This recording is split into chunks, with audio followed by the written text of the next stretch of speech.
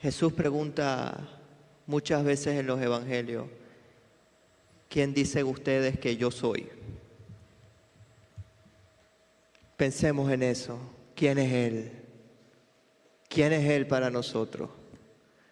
¿Le seguimos a Él o seguimos lo que Él tiene para nosotros? ¿Nos interesa Él o nos interesan las cosas que Él nos da? Señor, te damos las gracias porque eres un Dios bueno. Eres un Dios fuerte y misericordioso. Eres el Cordero y el León. Eres el que vive, el que reina, el que es, el que ha de venir. Te damos las gracias porque tú viniste a este mundo y viniste para traer sanidad, para traer medicina, para traer salvación, para traer una vida nueva para cada uno de nosotros. Te damos las gracias porque tú estás aquí.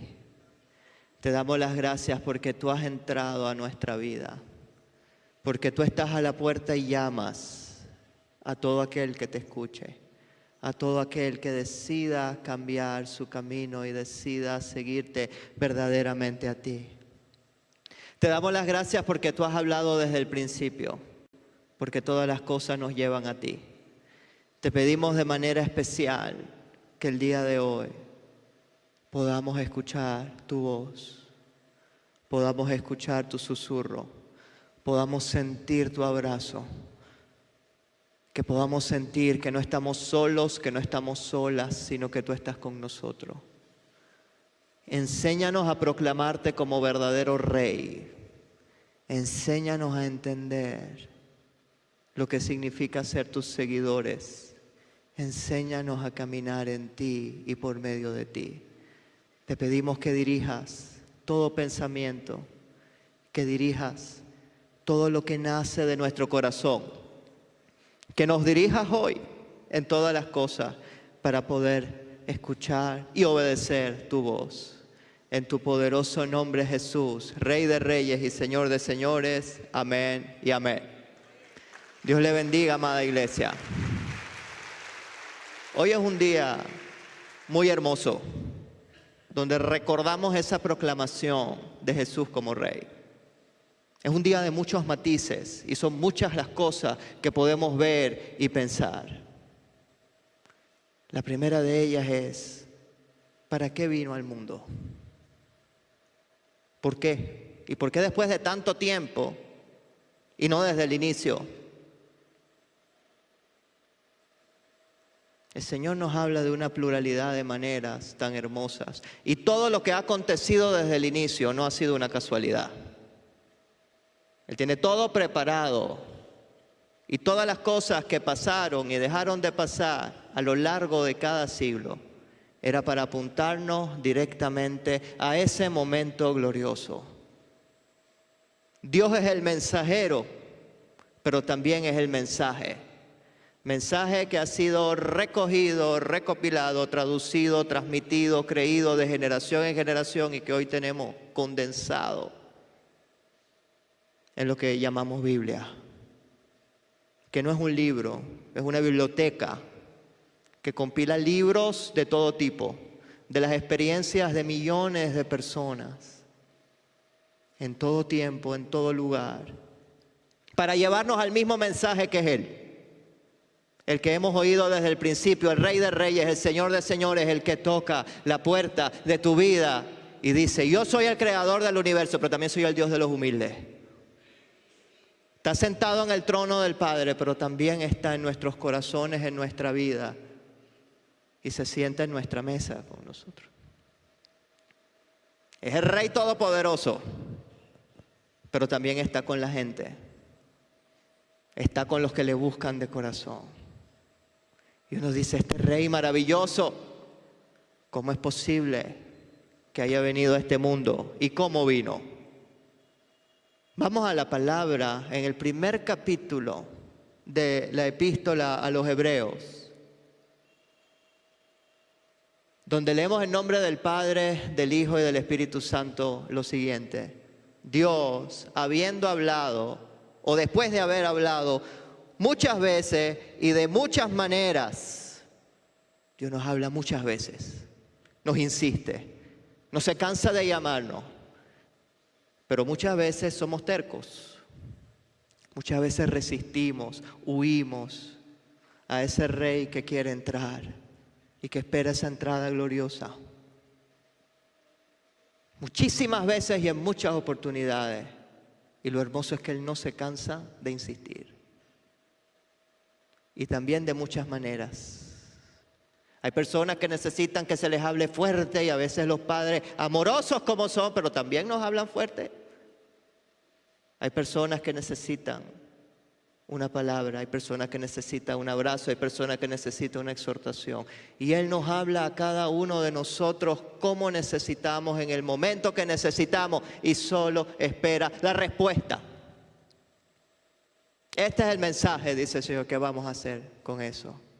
Y nos ha hablado tantas veces y de tantas maneras. En otro tiempo a los padres o los ancestros por medio de los profetas, pero en estos postreros días nos ha hablado por el Hijo, a quien constituyó heredero de todo y por quien asimismo hizo también el universo.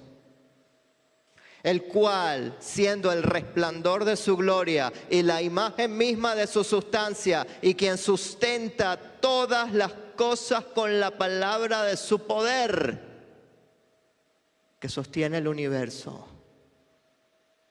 el que de Él depende todo, el todopoderoso, el gigante, el que sustenta todo, habiendo efectuado, después de haber efectuado la purificación de nuestros pecados por medio de sí mismo, ofreciéndose a sí mismo como ese sacrificio por medio de esa muerte y resurrección, donde derrotó a la muerte con su muerte para darnos vida, vida en abundancia, vida eterna. Ese es el Rey eterno, el Rey de gloria, del cual se ha hablado desde el principio.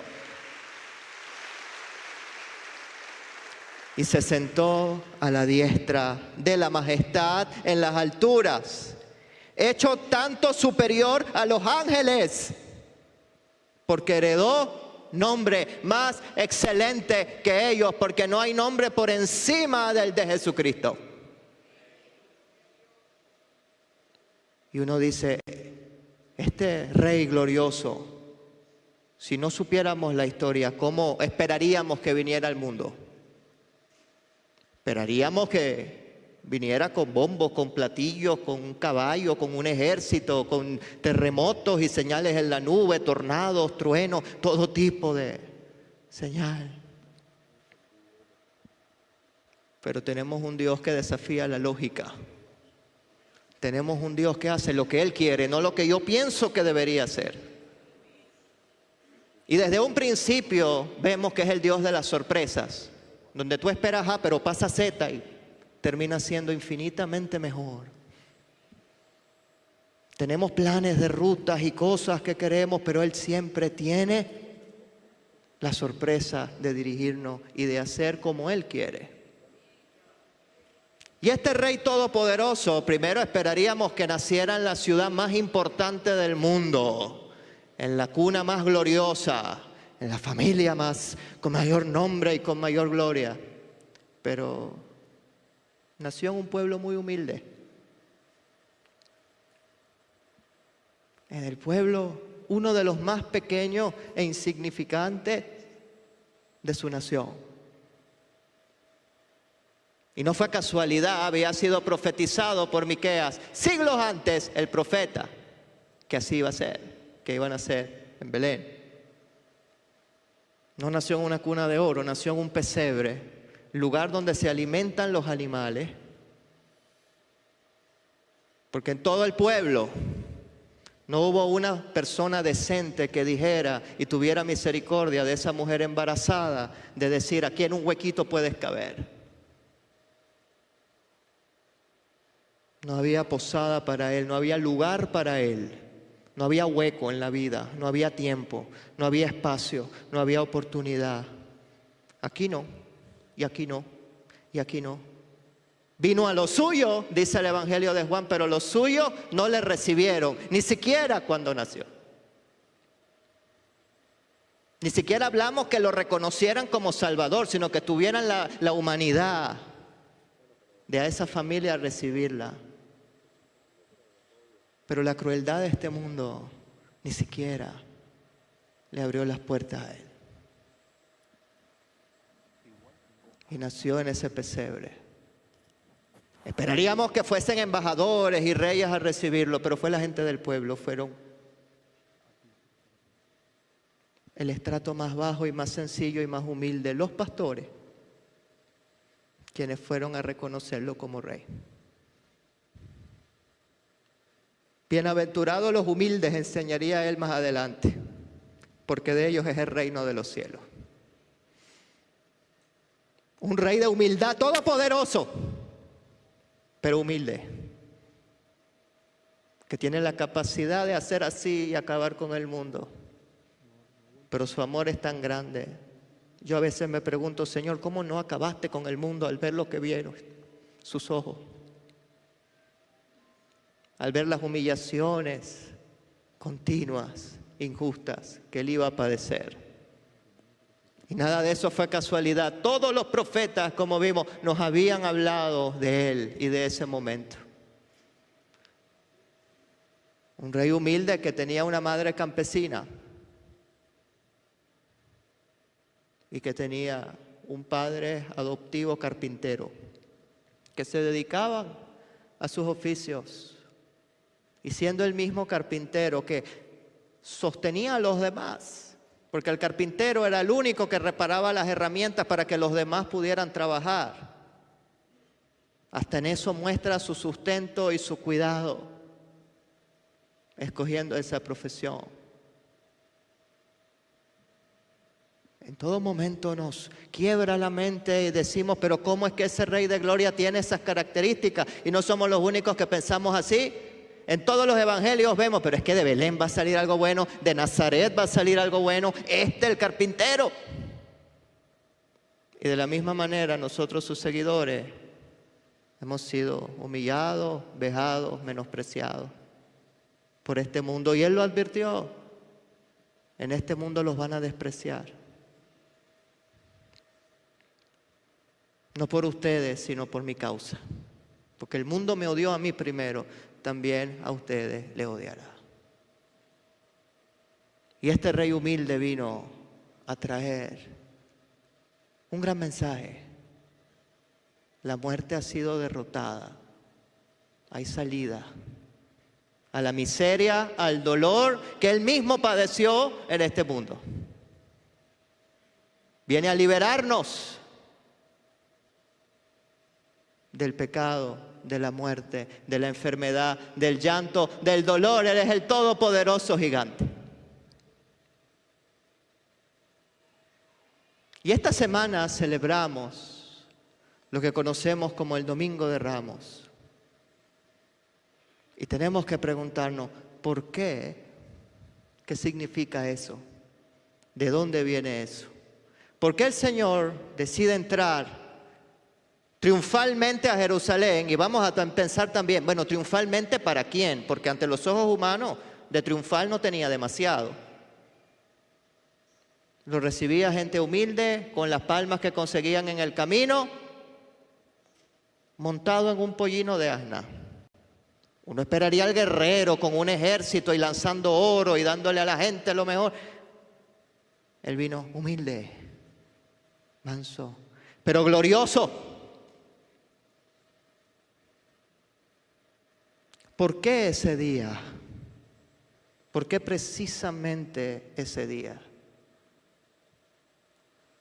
Tenemos que pensar que absolutamente toda la palabra nos lleva a Él.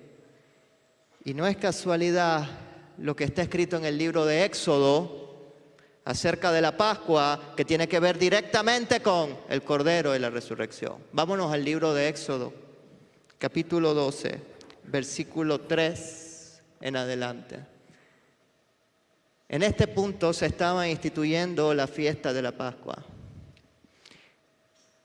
que durante miles de años el pueblo de Israel iba a hacer para reflejar ese sacrificio de Jesús sin ellos saberlo.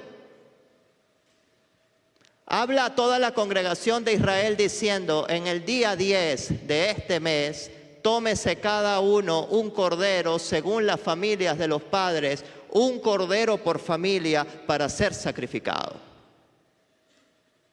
Y el domingo de Ramos era el día 10, el día donde se tenía que elegir el cordero a ser sacrificado. Si la familia fuera pequeña, que no baste para comer el cordero, entonces él y su vecino tomarán, etcétera. Vamos al versículo 5. El animal será sin defecto, perfecto. Nadie le puede hallar en él nada malo. Macho de 1 año, lo tomaréis de las ovejas o de las cabras, y versículo 6, y lo van a guardar hasta el día 14 de este mes. Todos esos días se dedicaban a inquirir, a buscar, a ver si ese cordero realmente era perfecto. Había que investigar si de verdad ese cordero era puro.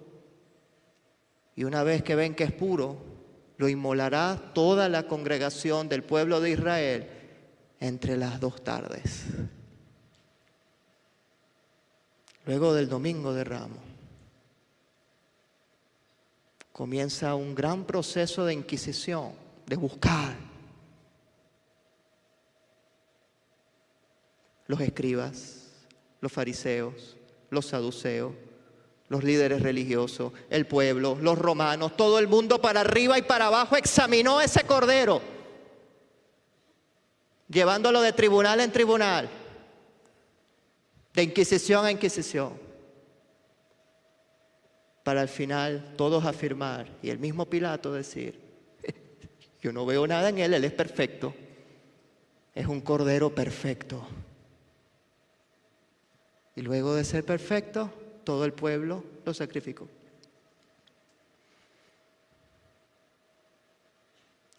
Cuando la iglesia naciente se da cuenta de eso, dice, por eso Él es el Cordero de Dios que quita el pecado del mundo. Y se dieron cuenta que lo que estaba desde el principio se cumple perfectamente en Él. Y nada es casualidad, pasaron miles de años. Y uno pudiera decir, eso fue tiempo perdido. No fue tiempo perdido. En cada Pascua estaba el Cordero perfecto. Y todo comienza con la elección en el día 10 que celebramos en el Domingo de Ramos. Ese Cordero maravilloso, sin mancha, sin arruga. Si usted lee con cuidado el Evangelio, lea todos los juicios, lea todas las inquisiciones, no va a encontrar nada. Y los mismos que le acusaban estaban desesperados porque no conseguían nada. Y el viernes es el día donde se sacrificaba el Cordero entre las 2 tardes. Y fue exactamente el momento de su muerte. Es imposible no creer en Él. Es absurdo. Desafía la lógica y la razón. A veces creemos que el que cree es irracional. A veces se dice eso. Yo creo que es al revés. Porque teniendo tanta evidencia histórica y teniendo tanta evidencia de lo que Él ha hecho y sigue haciendo sus milagros, sus prodigios, ¿cómo no creeremos en Él? El mismo Cordero que quiere entrar hoy a tu vida. Vamos a continuar con el Evangelio de Lucas, capítulo 19, versículo 28 al 48, donde vamos a detallar esa entrada triunfal y gloriosa a la ciudad de Jerusalén. Dicho esto, iba adelante subiendo a Jerusalén. Y eso no es nuevo, hace 500 años Zacarías, el profeta, lo había dicho, lo puede leer en Zacarías 9:9. Dicho esto, iba adelante subiendo a Jerusalén y aconteció que llegando cerca de Betfagé y de Betania, al monte que se llama el Monte de los Olivos, envió a 2 de sus discípulos diciendo, vayan a la aldea del frente, versículo 30, y al entrar en ella van a hallar un pollino atado, en el cual ningún hombre ha montado jamás. Quiere decir que era santo, era reservado, era preservado para él. Desátenlo y tráiganmelo. Y si alguien les pregunta, oye, ¿por qué lo desatan? Ustedes le van a decir así, porque el Señor lo necesita. Y en efecto, vemos en el versículo 32, fueron los que habían sido enviados y hallaron como les dijo. Y cuando desataban el pollino, sus dueños con toda razón salen a decir, ¿qué están haciendo? Ese es mío. Y le dicen, el Señor lo necesita. Una ley implícita es que si el rey necesita algo, eso es propiedad del rey. Se tomará prestado y después se devolverá si no es del rey. Jesús lo devolvió, dice, si a alguien le preocupa eso. Eso está en Mateo. ¿Okay? Muchas veces el Señor dice, ¿qué tienes a la mano? Uno dice, bueno, una pollina chiquita. Para el Rey de Gloria, el Señor lo necesita. Quizás hasta los dueños lo soltaron, a lo mejor creyeron que sí, que era el rey y que los iba a liberar. Pero también a lo mejor dijeron, bueno, que se la lleve, no se pierde mucho. No lo sabemos. De la misma manera, a veces nosotros tenemos nuestros corazones, proyectos, cosas que podemos darle a Él. Y decimos, bueno, Señor, yo lo que tengo son estos. Eso es lo que nos pide. A nuestros ojos a lo mejor no es mucho, pero el Señor lo necesita. Y si el Señor lo necesita y lo ponemos a su disposición, Él verá cómo lo usa. Pero yo no puedo negarme ni sentirme menos. No, pero Señor, yo, si usó un burrito, creo que todos tenemos esperanza de que seamos útiles en sus manos para bendecir a los demás, para poder cumplir sus propósitos, para poder hacer. Señor, la necesita. Tiene necesidad de eso. Uno dice, pero el creador del universo puede hacer así, sacar un ejército. Pero no es lo que Él quería mostrar. Él quería mostrar que es el Rey humilde, que es el Rey que está con nosotros, que te acompaña, que llora contigo, que se levanta contigo, que batalla contigo, que está contigo y estará contigo todos los días hasta el fin. Y no te va a abandonar. Para hablar con un rey hay protocolos y hay que esperar, ¿verdad? Y si es que hay una invitación especial. Él es el Rey que viene a su pueblo y está con su gente y está con nosotros. Y ha hecho su palacio nuestro corazón. ¿Cómo está ese corazón? ¿Le estamos dando una casa digna? ¿Un poquito más digna que el pesebre con este mundo lo recibió? ¿O qué hay ahí? Él nos exige cambios, transformaciones, nuevo nacimiento y tantas cosas maravillosas. Pero estamos a tiempo. Si usted está aquí y está escuchando eso, no es una casualidad. El mismo Dios que desde miles de años planificó que se hiciera esa fiesta con el Cordero en la Pascua, créame que no es casualidad. Quiere que arreglemos cuentas con Él. Quiere que volvamos a casa, de donde nunca debimos haber salido y donde Él nos invita a estar para siempre y volver a iniciar. Entrégale todas las cargas, las tristezas a ese Cordero, porque podemos y vamos a volver a empezar. El Señor lo necesita. Y lo trajeron a Jesús, versículo 35, y habiendo echado sus mantos sobre el pollino, subieron a Jesús encima. No son telas de algodón egipcio, eran telas humildes, telas sencillas, pero que nos llevan y nos impulsan a algo nuevo por medio de la humildad de Él. Y a su paso tendían sus mantos por el camino. Cuando llegaban ya cerca de la bajada del Monte de los Olivos, toda la multitud de los discípulos, gozándose, comenzó a alabar a Dios a grandes voces por todas las maravillas que habían visto, diciendo: bendito el Rey que viene en el nombre del Señor, paz en el cielo, gloria en las alturas.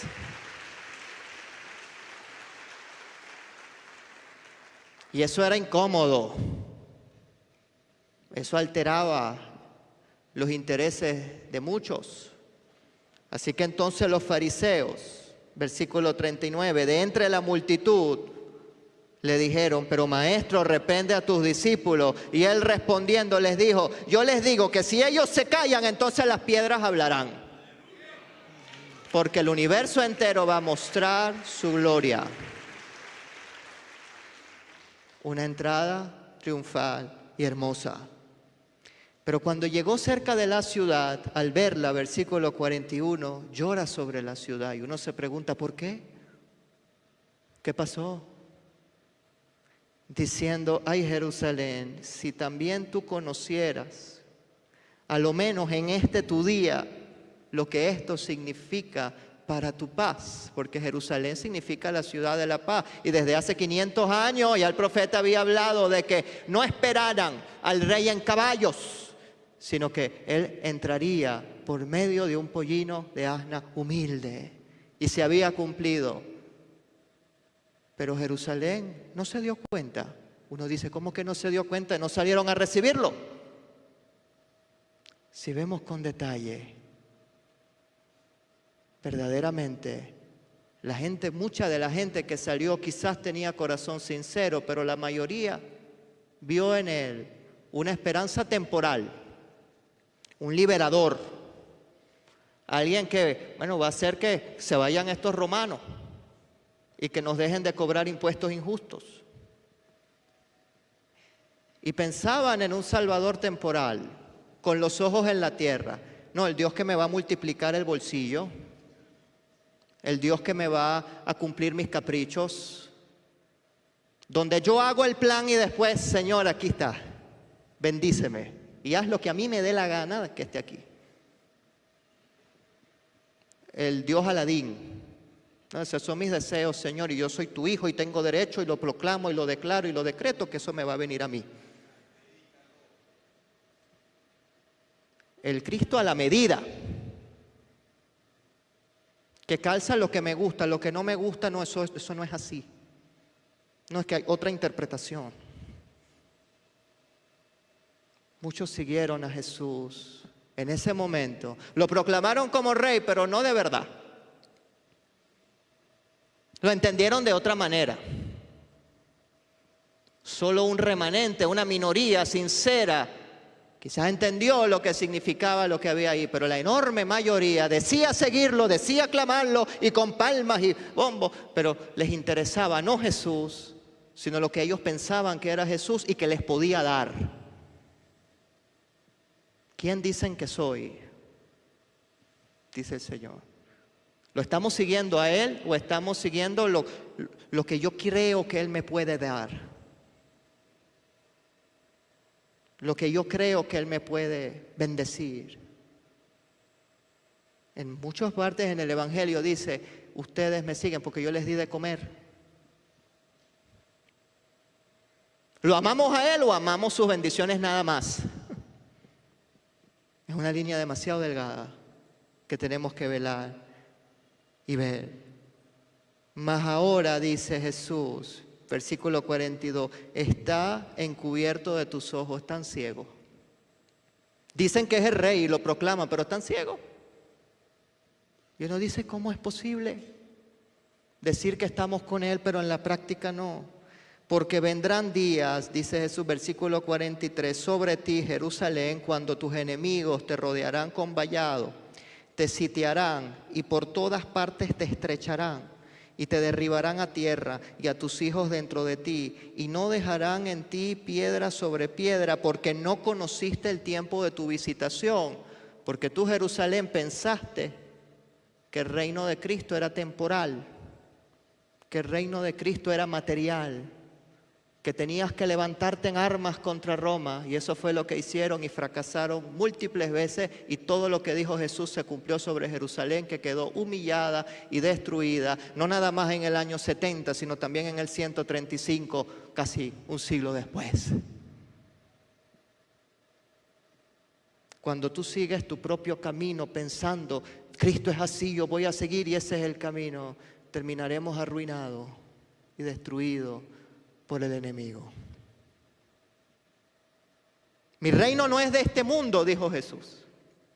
El reino de los cielos no es de aquí. Muchas veces nos preocupamos por lo de aquí y solo nos quedamos acá. Y eso es lo luciferino, bajar la mirada y quedarnos acá. Pero Él nos llama a extender más allá. Fuiste llamado para otra cosa. Tus tesoros no son de este mundo. Hay algo más. Hay un propósito más. Y es lo que Jesús necesita y clama a su gente. Entiendan que mi reino no es de este mundo. Levanten la mirada hacia el reino de los cielos, hacia el amor, hacia la misericordia, hacia la construcción del reino de los cielos por su Espíritu Santo y por su obra. Porque el reino es de Él, no mío. La misma multitud que aquí decía Hosana, que quiere decir sálvanos por favor. Pasado el tiempo de la Inquisición, de buscar que si el Cordero era bueno o no era bueno, sin ellos saberlo. Gran parte de la misma multitud ahora pedía al mismo que hacía horas, decían que estaban con Él a muerte y que nos salvara y que nosotros ese es nuestro Rey. Ahora le gritan al poder terrenal, crucifícalo. No lo queremos. Queremos a un ladrón, a Él no. Queremos a un Jesús a la medida. Todos los evangelios narran eso, pero vamos a ver la versión en Lucas, porque estamos en Lucas capítulo 23, versículo 13. Luego de toda la investigación, Pilato, convocando a los principales sacerdotes, a los gobernantes y al pueblo, les dijo: ustedes me han presentado a este como un hombre que perturbaba al pueblo, pero después de haberle interrogado yo delante de vosotros, no he hallado en este hombre delito alguno de aquellos de los que ustedes le acusan. Y ni aun Herodes, porque se los remitía a él, y aquí nada digno de muerte ha hecho este hombre, es perfecto, así que yo le soltaré después de castigarle. Y tenía necesidad de soltarles uno en cada fiesta, porque esa era la tradición, había que soltar a un preso. Pero toda la multitud dio voces a una, diciendo: fuera con este, suéltanos a Barrabás. ¿A quién quieren que suelte? ¿A Jesús o a Barrabás? Y la gente clama: queremos a Barrabás. Algo interesante, Bar en arameo es hijo y Abba es padre, así que Barrabás es el hijo del padre. O sea que Barrabás se llamaba el hijo del padre, es un falso hijo del padre. Y la investigación histórica nos lleva también que no es imposible y es muy probable que Barrabás también se llamaba Jesús. Así que hay dos Jesús que el pueblo tiene que elegir: Jesús Barrabás, Jesús hijo del padre, falso a la medida, el violento, el que va a hacer lo que le dé la gana al pueblo, y el verdadero, el Cristo. Y Él nos pone delante de nosotros dos caminos. Está el Cristo verdadero y está el Cristo del engaño, el ídolo de este mundo, que es el Cristo a la medida que yo me invento, que a mí me gusta, mi Barrabás. Que ojo, Barrabás no sirvió de nada porque lo soltaron y después Jerusalén perdió la batalla, así que elige a quién vas a seguir. ¿Cuál es el Jesús falso? El Jesús que se amolda perfectamente a mi cultura, a lo que yo pienso, a lo que es. El Jesús que solo bendice pero que nunca me incomoda. El Jesús que no me invita a cambiar, sino que no, yo estoy en un proceso y tengo 35 años en el proceso y sigo gritando y sigo insultando y sigo maltratando, pero ténganme paciencia. Barrabás.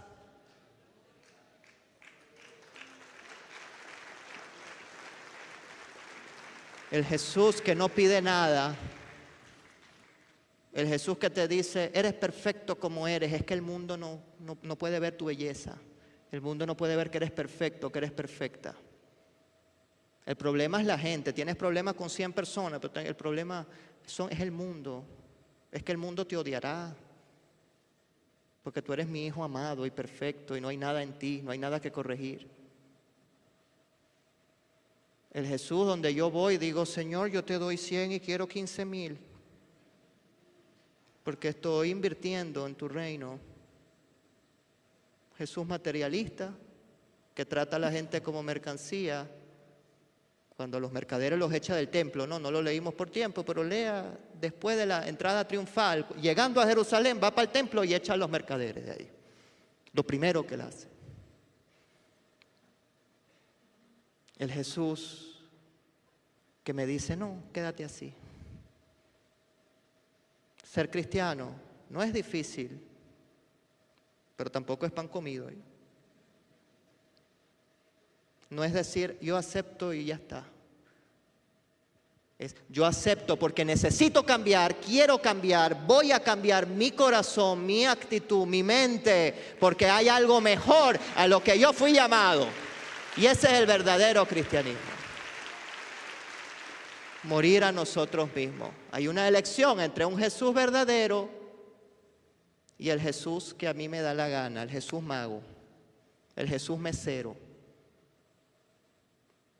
que no existe, que es una ilusión, que es un Barrabás. El Jesús que cabe en mis planes. Versículo 19, este Barrabás había sido echado en la cárcel por sedición, o sea que era un guerrillero, y por un homicidio. Y él creía en la violencia como camino, y creía en la maldad como camino. El mundo es de los fuertes, porque eso está en las leyes de Darwin, entonces tenemos que ser. Y los débiles no importan, ellos verán. El mundo se lo comen los grandes, los chiquitos. Ideas de Barrabás, de Satanás, que se van sembrando. Les habló otra vez Pilato, queriendo soltar a Jesús, pero ellos volvieron a dar voces diciendo, crucifícalo, crucifícalo. Y esto es espeluznante, ¿sabes? Cómo la misma gente cambia de opinión tan rápido. Y me hace pensar qué manipulables somos, qué vulnerables podemos ser. Siempre decimos, no, yo no, esos son los demás de mente débil, yo no. Pero tienen idea lo fácil, según la psicología social, que es desviar una multitud completa. Aquí estamos todos reunidos, basta con que 5 al azar se paren, bien planificados y digan, se va a caer el techo, y créame que una estampida humana va y cuidado, yo no me voy con ustedes. Y es mentira. Dice el Evangelio de Marcos que esa multitud no toda fue espontánea, habían infiltrados allí para manipular a esa masa, para decirle crucifica, ese es un falso, tienes que seguir a Barrabás. ¿Cuántos infiltrados no escuchamos todos los días en nuestras conversaciones, en las ideas que se nos vienen, en que no, tú tienes que ser así o tienes que ser así, tú tienes que perseguir la fama y la fortuna y montar esto y montar aquello? Cuidado, porque somos manipulables. Qué peligroso es seguir al Jesús de mi conveniencia y no al Jesús verdadero. Pero hay multitudes que nos piden que sigamos a Barrabás. Hay multitudes que insisten y nos llevan. Y si vemos a miles y miles y miles corriendo, nosotros vamos a también querer correr. Si yo digo que esa piedra es azul y usted está viendo que es gris, pero 40 personas dicen que es azul, y le preguntamos a otro si es azul, va a dudar incluso de lo que está viendo. Bueno, es gris, pero todo el mundo dice que es azul, no es azul. Y nos desviamos y nos perdemos.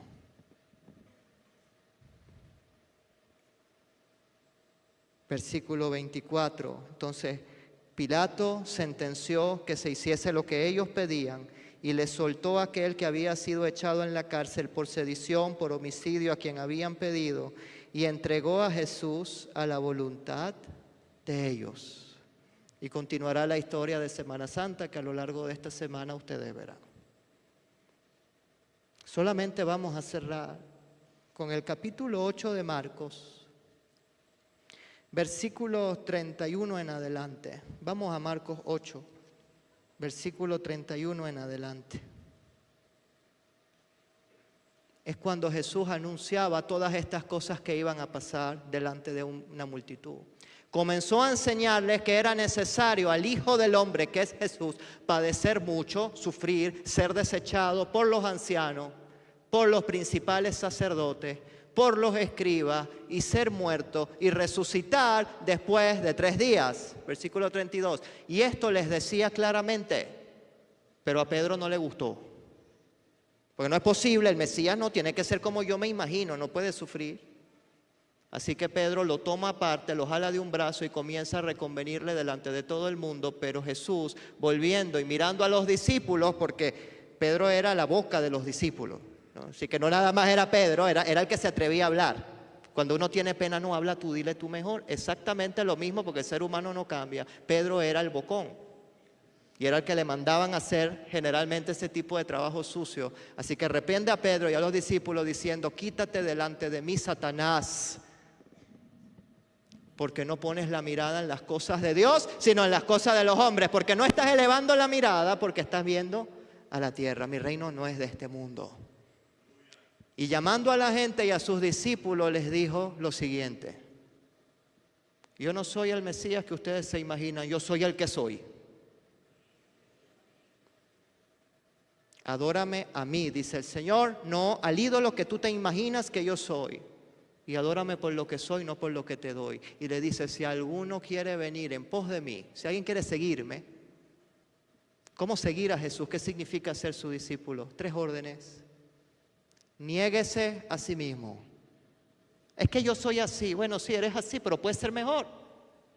Niégate y di, yo quiero ser Jesús lo que tú quieres que yo sea. Yo no estoy condenado por lo que me impusieron. Yo no soy lo que otros dicen que soy. Yo soy lo que tú dices que soy. Y quiero eso, Jesús. Niéguese a sí mismo. Tome su cruz para morir a ese yo y cargar con ese yo. Y sígame continuamente, dice Jesús. Versículo 35. ¿Y por qué tenemos que hacer eso? Porque todo aquel que quiera salvar su vida, la perderá o la destruirá, también podemos traducir. Yo tengo un plan de vida, sí, pero seguir a Jesús puede implicar que en ese plan de vida yo tengo que hacer cambios y ajustes. Cantamos ahora, entrégale lo que te pide, lindo es cantarlo, pero vamos a hacerlo. Podemos hacerlo. Él nos ha dado la capacidad de negarnos. Todo el que quiera salvar su vida la perderá, pero todo el que pierda su vida por causa de mí y del Evangelio la salvará. Podemos perder nuestra propia vida y sacrificar planes, proyectos, ideas para seguirle a Él. Porque ¿qué aprovechará al hombre ganar el mundo entero, pero perder su alma? ¿De qué nos sirve lo que perseguimos? Y sabe, amado hermano, muchas veces corremos detrás del humo. ¿Corremos detrás de qué? Del dinero, ¿para qué se va a acumular y otros lo perderán? De una posición delante de gente que a lo mejor ni le importas ni te quieren, dejando de lado a los que sí amamos, invirtiendo prioridades. La manipulación de Barrabás es muy fuerte en este mundo y en este tiempo. Es muy fácil escucharnos y desviarnos detrás de lo material, detrás de la posición, detrás de que hay que ser mejores y cada día mejores. No son ideales inalcanzables. Lo único que Él pide es ese asnito. El Señor necesita lo que nosotros podamos dar. Te necesita a ti, te quiere a ti, te ama a ti. Si este mensaje ha resonado contigo, yo te pido que hagas algo al respecto. Que no lo dejes como una idea en el aire, sino que lo aterrices en algo en tu vida. Cierra tus ojos y dile, Jesús, quiero conocerte. Quiero que vengas a mí. Entra glorioso a mi corazón como entraste a Jerusalén. Y yo quiero ser de esa multitud que verdaderamente dice: Hosana, sálvame por favor. Tú conoces mis dolores, tú conoces mis heridas, tú conoces mis cargas. Hosana, Señor, sálvanos por favor. Sabemos que en este mundo fuiste despreciado, humillado y lo sigues siendo, Señor. Perdóname porque muchas veces he sido como Judas, que te he vendido por nada. Que he sido como Pedro, que te he negado de pensamiento y de palabra y de obra. Que te he dado la espalda y he huido a lo que tú quieres para mí. Pero tú eres bueno y misericordioso y me abres nuevamente la invitación. Quiero entregarte verdaderamente lo que me pides. Mi forma de vivir actual, te la doy. Cámbiala y haz con eso lo que tú quieras. Tú eres el rey, tú lo necesitas. Yo lo entrego como esos dueños entregaron el asno. Yo te entrego todo lo que yo tengo, todo lo que yo soy, que es tuyo porque tú me creaste y tú me has dado lo que yo pueda tener. Quiero que tu Espíritu Santo habite en mi corazón y que entres al templo de mi corazón con ese látigo a sacar todas las cosas que ya no quiero tener allí. Que saques de mi corazón todo rencor, todo dolor, todo odio, todo miedo, todo impedimento fuera en el nombre de Jesús, que ha entrado con el látigo a sacar y ordenar nuestro corazón. Gracias porque tú habitas en el templo de mi corazón, porque tú me invitas a ser renovado, a ser restaurado, a volver a comenzar. Perdóname por ser hombre, mujer de poca fe. Quiero seguirte. Quiero seguir caminando en tu nombre. Te invito hoy a mi vida, a mi casa, a mi familia, a mis proyectos. No quiero que sean solo mis proyectos, queremos que sean nuestros proyectos, Señor, que seas tú dirigiendo todo lo que yo quiero hacer. Que mi voluntad se alinee a la tuya como tú alineaste la tuya con el Padre Jesús. Te honramos, te glorificamos y te pedimos que sea tu Espíritu Santo guiando a cada uno a la mejor decisión, que es seguirte y serte fiel todos los días hasta el fin del mundo. Y creemos, Señor, que volverás de entre las nubes glorioso, como Rey victorioso en trompetas, ahora sí, a establecer verdaderamente el reino de los cielos sobre la tierra, con cielo nuevo y tierra nueva. Y lo veremos, y nos arrodillaremos delante de ti, pondremos nuestras coronas a tus pies. Gracias, porque tú has hecho este llamado a los humildes de corazón. Te lo entrego todo, Jesús. Ser Rey de mi vida, entra aquí conmigo hoy y ahora. En tu poderoso nombre, Jesús. Amén y amén. Dios les bendiga.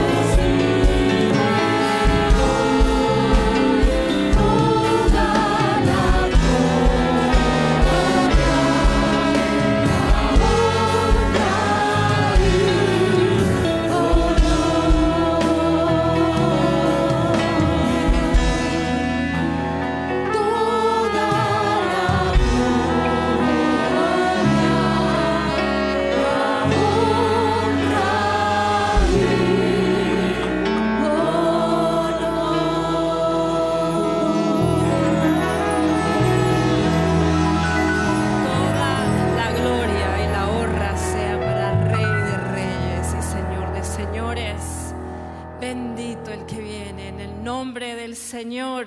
Amén. Gracias, Padre Celestial, por tu infinita misericordia, por tu presencia,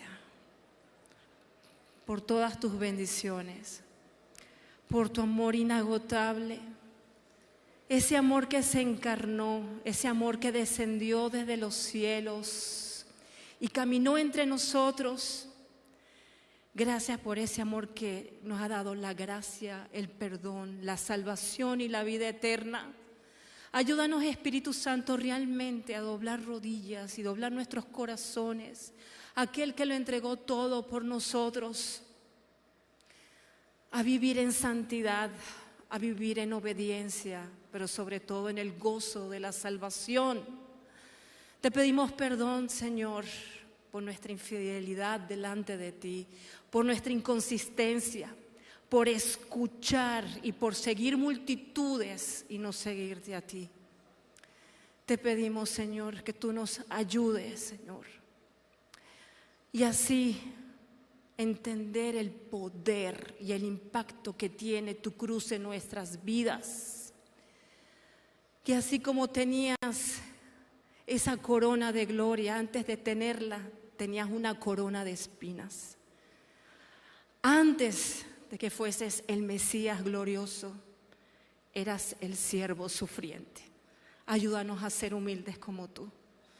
Ayúdanos, Señor, a menguar, a actuar como tú lo hiciste cuando decían de ti, crucifíquenlo, pero como el cordero silencioso te entregaste por amor y salvación a todos nosotros. Gracias, Jesús. Y en este momento, Padre Celestial, nos retiramos de este lugar, mas no de tu presencia. Llévanos con bien a nuestros destinos. Bendice nuestras familias, nuestras vidas.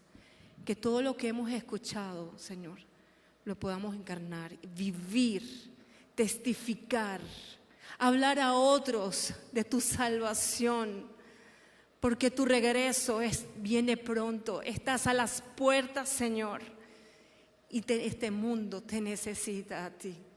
Gracias, Señor, por lo que vas a hacer y lo que harás. Te lo pedimos en el nombre poderoso y precioso de Jesús. Amén y amén. Dios les bendiga.